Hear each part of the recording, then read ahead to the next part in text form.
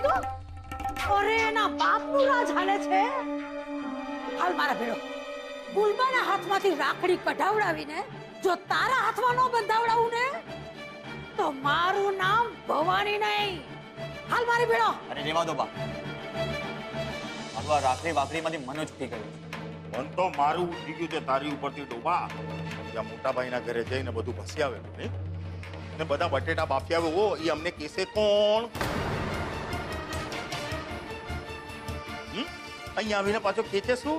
હે મમ્મી આજો અમારી કિંજલ બેને રાખડી બાંધી, અમારી સેજલ બેને રાખડી બાંધી ને અમારી વાલી છે ને પેલી બીજલ એને રાખડી બાંધી. હે તો હું શું કરું પપ્પા? ઘરે આવીને આ વાતનો ઢંઢેરો પીટું કે લોકોએ મારું અપમાન કર્યું છે? બા પપ્પા મને માફ કરો. મારાથી હવે વધારે જૂઠાણું નથી ચલાવવાનું.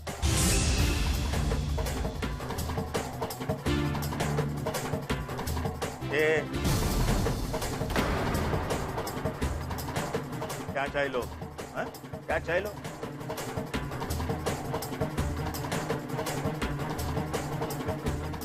15,000 ક્યાં છે? 15,000 આ ઘરમાં રહેવું હોય ને તો 15,000 આ હાથમાં મૂકવાના છે તારે. લાવ લાવ મારા 15,000 લાવ. પૈસા તો નથી. અચ્છા પૈસા નથી ને દીકરા?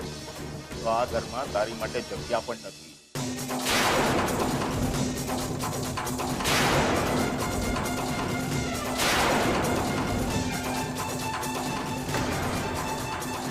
અમારી સાથે ખોટું બોલે છે હે?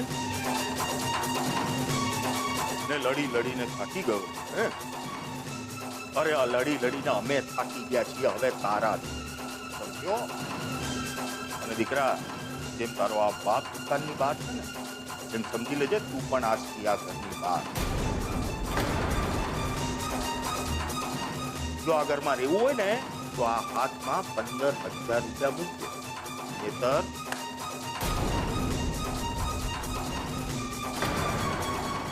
જય શ્રી કૃષ્ણ.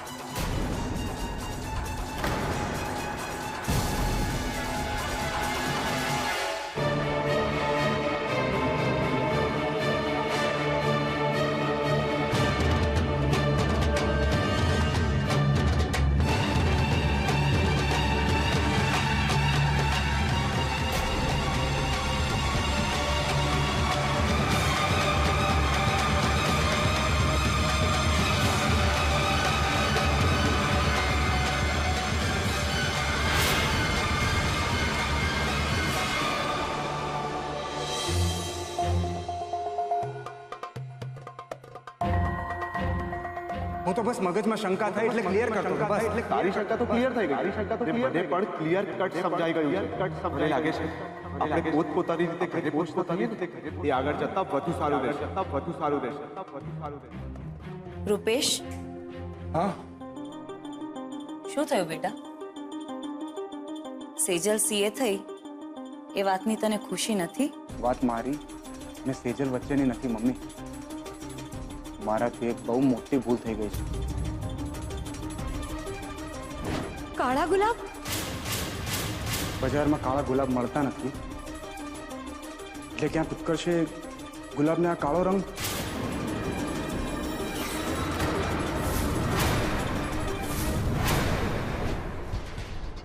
મને તારી રૂમમાં તારા કબાટમાંથી આ બોટલ મળી છે જેમાં કાળો રંગ છે. મેં તારા કબાટમાં કિંજલનો સેમ ફોટો જોયો છે જે ત્યાં ફ્રેમમાં હતો.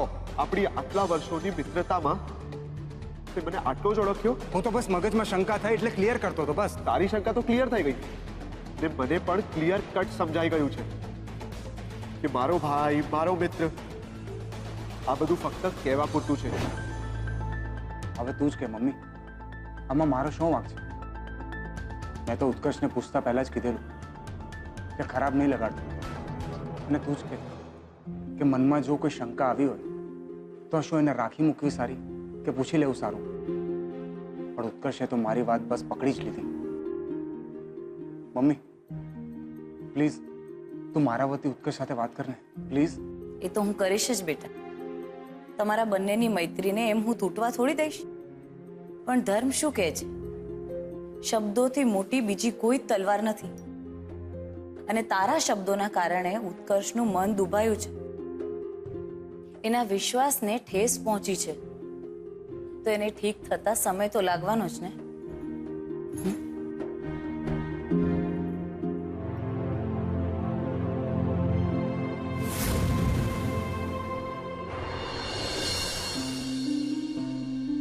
ઉત્કર્ષ, હજી કેટલી વાર લાગવાની છે?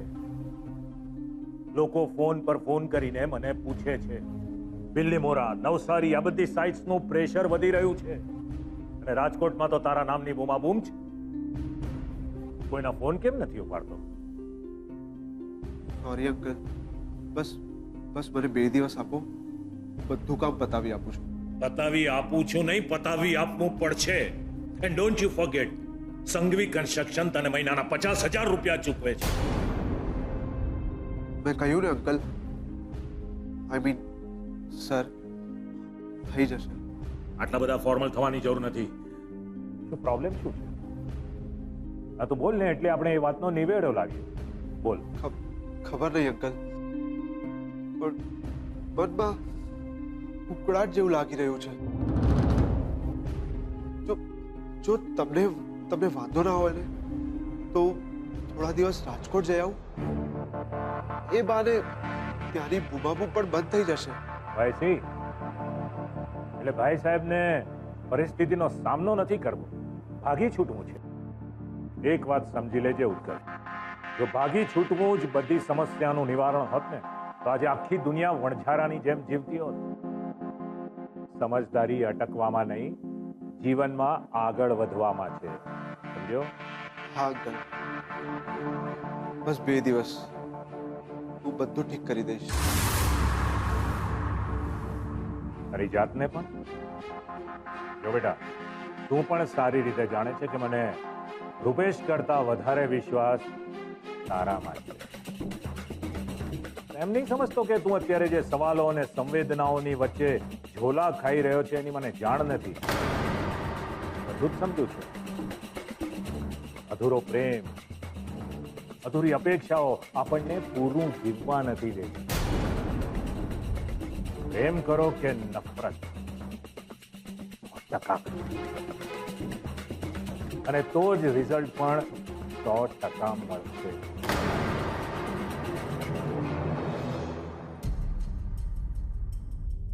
બે ચાર ફોટા ફાડી નાખીને કહી દીધું કે હું પ્રેમ નથી કરતો, અને પછી એ જ ફાટેલા ફોટાને ફરી સાંધવાનો શું મતલબ? 2 દિવસ જોઈએ છે ને તને? આપ્યા. 2 દિવસની મુદત આપું છું. આ 2 દિવસમાં શાંતિથી વિચાર કરજે. કિંજલ તકલીફમાં છે એ જોઈને તને તકલીફ થાય છે કે પછી કિંજલની તકલીફ જોઈને તને મજા પડે છે? એટલે શું છે કે તને તારી લાઈફનું, તારા ઇમોશનનું સ્ટેટસ ખબર પડે કે પ્રેમ છે કે નફરત. અને જો બંનેમાં કંઈ નથી તો બેટા એટલું સમજી લેજે કે તારે રાજકોટની નહીં, હિમાલયની ટિકિટ કઢાવવાની જરૂર છે.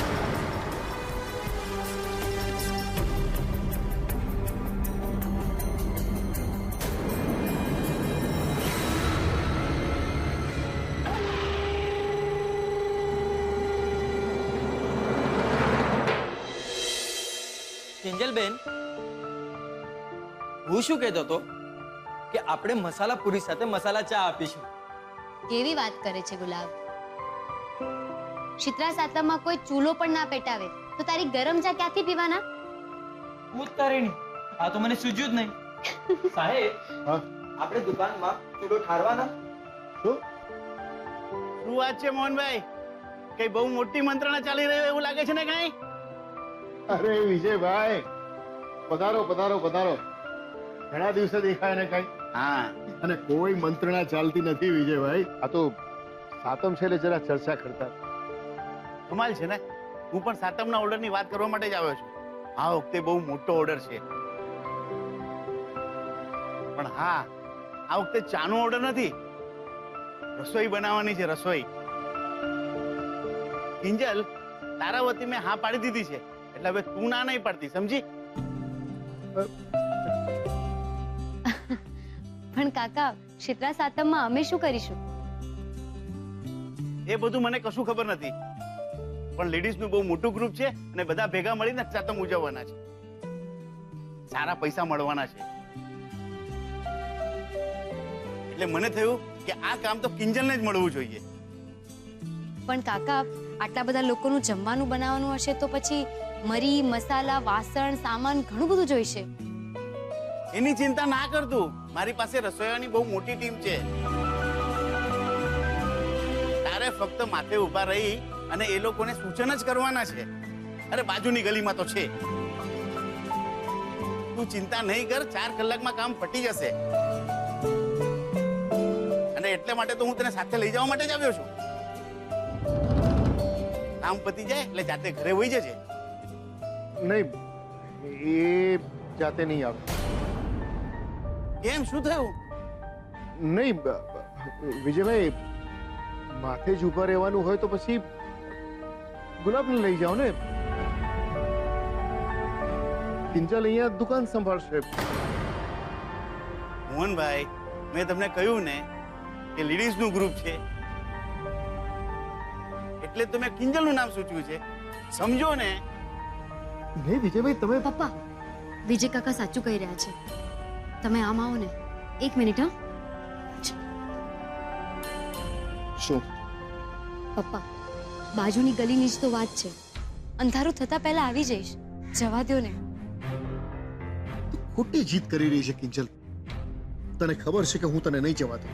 પપ્પા પ્લીઝ, આમ ડરી ડરીને મારાથી નહીં જીવી શકાય. મારા કારણે મારા મમ્મી પપ્પાને જો આમ ડર અને ચિંતા રહેતા હોય ને, તો નથી જોઈતો આ દીકરી જન્મ. કિંજલ, ભગવાનને આવું ન કહેવાય બેટા. તું તો અમારી હિંમત છે. તો પછી વિશ્વાસ રાખો, મને કઈ નહીં થાય. તારા ઉપર વિશ્વાસ છે મને કિંજલ, પણ પેલા સુશાંત ઉપર નથી. એ ગમે તે કરી શકે એમ છે. બેટા ભૂલી ગઈ પેલા ફોટા વાળી વાત? ભૂલી નથી ગઈ, યાદ નથી રાખવા માંગતી. પપ્પા પ્લીઝ જવા દો ને, તમે ચિંતા ના કરો. જો જેવું કામ પતે ને એટલે તરત તમને રિંગ કરી દઈશ. તમે ગુલાબને મોકલી દેજો બસ. હવે તો તમને કોઈ વાંધો નથી ને? તો જાઓ. ઠીક છે, જાઓ. વિજય કાકા, તો આપણે જઈએ? હા ચલો ચલો.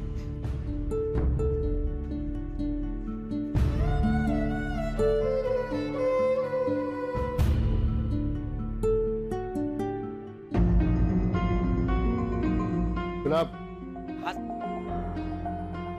હા સાહેબ. દર અડધો કલાકે કિંજલને ફોન કરતો રહે છે કે ઠીક તો છે ને? પણ સાહેબ કેમ?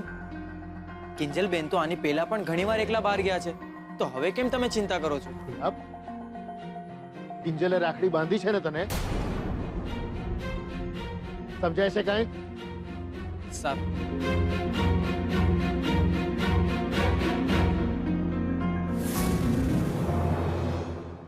અરે યાર, ખુશ્બુ લફડું થઈ ગયું છે. કેમ, શું થયું? ઓલા ઉત્કર્ષને ખબર પડી ગઈ કે શરબતમાં આપણે દવા મિક્સ કરી હતી? ઓહ, એવું ના બોલ. સારું થયું કે હજુ સુધી એ વાત બહાર નથી આવી. પણ મારા બાપાને ખબર પડી ગઈ છે કે રક્ષાબંધનના દિવસે હું કિંજલના ઘરે સુશાંત વાળી સ્ટોરી બોલીને આવ્યો છું. એટલે મારા બાપાએ મને ઘરની બહાર કાઢી મૂક્યો. કાઢી એટલે ગેટ આઉટ? હા, સાવ ગેટ મી આઉટ. કેમ, તારું ઓલું બા નામનું લાઉડ સ્પીકર પણ કઈ ના બોલ્યું? મારા લાલા, મારા કાનુડા. ના, અત્યારે તો એમનું લાઉડ સ્પીકર પણ બોધું થઈ ગયું છે. મારો બાપ છે ને, એને મને ઘરની બહાર કાઢવા માટે શું બહાનું આપ્યું ખબર છે? એ 1લી તારીખ થઈ ગઈ છે બેટા.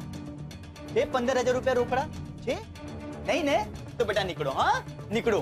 એમ કરીને મને ઘરની બહાર કાઢી મૂક્યો. તો આપી દે ને 15. ક્યાંથી આપું? હા, અહીંયા ખીચામાં 15 રૂપિયા નથી ને મારા બાપને 15,000 રૂપિયાનો ચૂનો ક્યાંથી ચિપકાવું?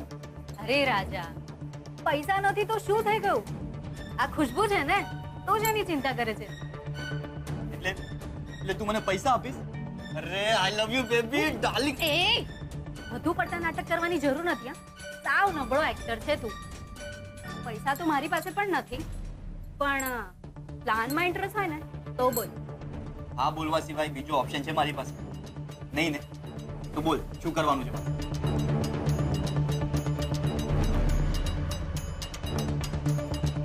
અરે વાહ ખુશ્બુ.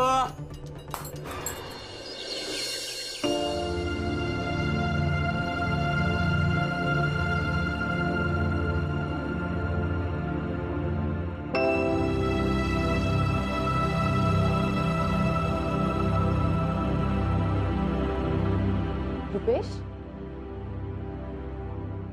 શું થયું? કેમ આવી રીતે આમ એકલો બેઠો છે? ફોન પર પણ તારો અવાજ ઢીલો ઢીલો લાગતો હતો. પપ્પાજી સાથે ફરી કઈ બોલવાનું થયું? મમ્મી પપ્પા ઘરમાં હોય તો બોલવાનું થાય ને. એ બંને તો નવસારી ગયા છે. ને ઉત્કર્ષ ક્યાં છે? મેં એને પણ આજે સવારે ફોન કર્યો હતો. એણે પણ હા હું કરીને ફોન કાપી નાખ્યો. તમારા એપના બિઝનેસમાં તો કોઈ ગડબડ નથી થઈ ને? ના, પણ મારી લાઈફમાં ગડબડ થઈ ગઈ છે સેજલ. સેજલ, હું તારી પાસે કે માંગુ તો તું આપીશ મને? આવું કેમ પૂછે છે રૂપેશ? તું મારા અને મારી ફેમિલીના સપોર્ટ માટે હંમેશા ખડે પગે ઊભો રહ્યો છે, અને આજે તને જ્યારે મારા સપોર્ટની જરૂર હોય તો હું ના પાડી દઉં? બસ તારી સેજલને તું આટલું જ ઓળખી શક્યો? હા સેજલ, એવું નથી, પણ તારા માથે તારી અલગ જવાબદારીઓ હોય છે. તારે જોબ માટે ઘણા બધા લોકોને મળવાનું હોય છે. ત્યારે દર વખતે હું એમ ના કહી શકું ને કે ઇન્ટરવ્યુ અડધેથી છોડીને મારી પાસે આવી જાય. મને એ કરવામાં પણ કોઈ વાંધો નથી રૂપેશ. ઇન્ટરવ્યુઝનું તો શું છે, રોજનું થયું. આજે બોલાવશે અને કાલે ના પાડી દેશે, પછી ત્રીજા દિવસે પાછા ફોન કરીને કહેશે કે આજે આવી જજો ને. આ તો ચાલ્યા જ કરવાનું છે, પણ મારા માટે આ બધું જ, આખી દુનિયા છેલ્લે, પણ મારો રૂપેશ સૌથી પહેલા. એટલે કોઈ દિવસ એવું ના વિચારીશ કે સેજલને કાંઈ તકલીફ થશે. બોલ, શું થયું છે? તારે મારી અને ઉત્કર્ષની વચ્ચે સંધિ કરાવવાની છે. સંધિ?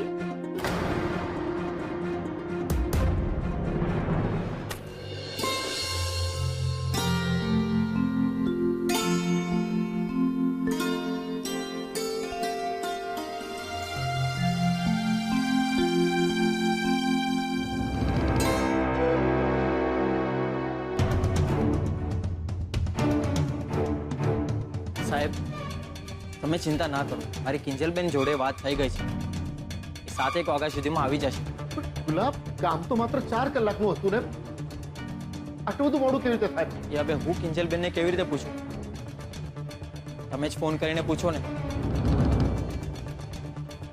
ઠીક છે.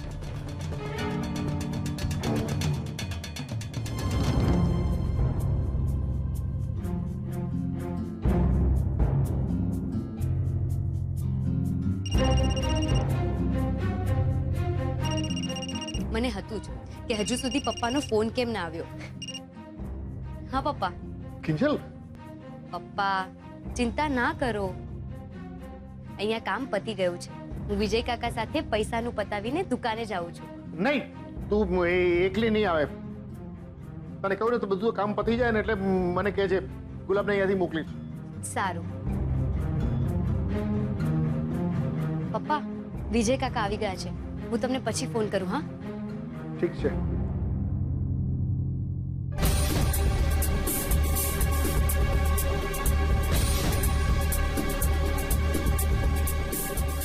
મને કેમ ગભરામણ થઈ રહી છે? એ પ્રભુ, મારી કિંજલની રક્ષા કરજે.